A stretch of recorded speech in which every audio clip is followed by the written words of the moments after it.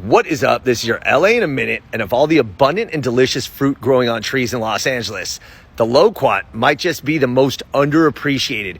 Growing in nearly every neighborhood, these trees tend to go unnoticed, except in certain communities which love them, not just for their mango plum flavor, but what they mean culturally and historically to those communities. So I want to talk about the loquats of Los Angeles. Let's get into it. The loquat is yet another Los Angeles transplant. Native to China, they were once reserved for Chinese royalty. But like many LA transplants, loquats love the LA climate. They thrive in the heat, they don't need much maintenance or water, and they can live over 100 years.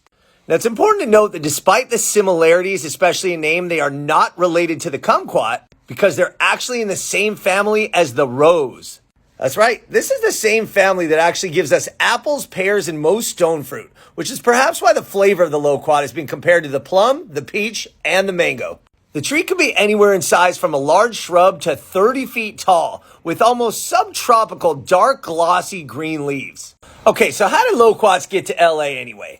There's no real record of residential tree planting in Los Angeles, but the sale of loquat trees was first recorded in the Los Angeles Daily Star in 1875. By 1896, newspapers were describing the delicate, exceedingly pleasant flavor of the loquat, saying they should be cultivated more in Los Angeles. Shortly thereafter, C.P. Taft was a grower who grew thousands of acres and created several new varieties of loquats that thrived in the LA climate, and loquats appeared to be ready for the LA mainstream. The problem then, at least in the US, is the same as now. Americans just don't like blemished fruit, and loquats bruise really easily. Additionally, up to 30% of the fruit's weight is in the seeds.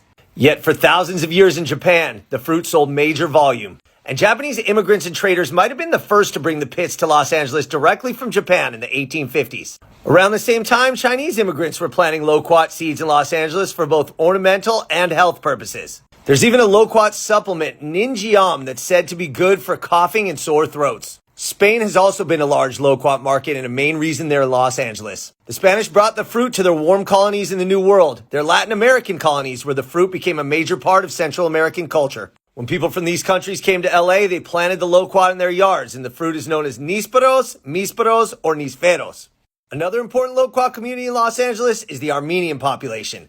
Loquats are so important to Armenians that the name Nor Ashkar actually means New World in Armenian. Loquats are often given as gifts in baskets and bags and shared by neighbors as a welcome to the new community. So why aren't they more popular in mainstream Los Angeles? Because often they look like this after just a couple days. They just ripen too fast. And honestly, the birds love them too, especially the local LA parrots. So not only are these loquat trees ornamental and gorgeous, but the fruit really is delicious, and it has a huge cultural significance here in Los Angeles. Take advantage next time you see one on a sidewalk. All right, LA, it's been a minute.